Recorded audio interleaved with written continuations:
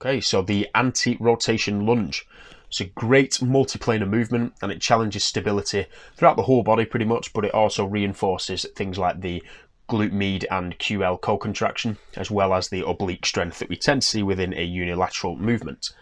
So what you want to do with this is set a band up, okay, so that it is pulling in towards your midline and you are challenging the stability on the opposite side of the leg that you are squatting on. So let's say you have your right leg in front, the band is going to be pulling me to the left, as you can see in the video.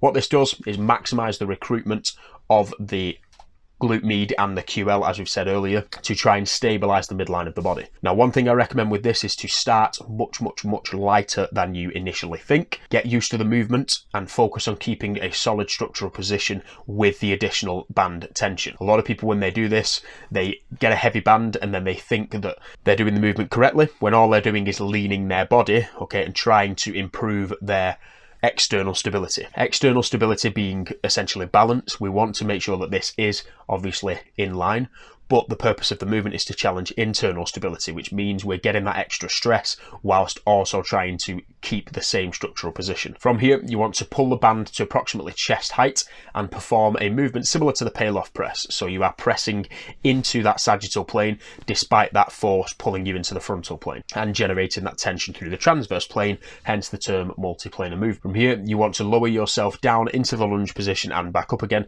whilst also keeping your arms fully extended and focusing on keeping the band tension running through the midline of your body. As you do this, you'll feel the band trying to pull you towards its anchor point, in which case the pelvis and the hips will want to push out away from the implement to try and improve that external stability that we just talked about. So make sure that you are focusing keeping that midline. Again, continue to perform this in a slow, controlled manner for the desired number of reps, and then you can repeat on the opposite side.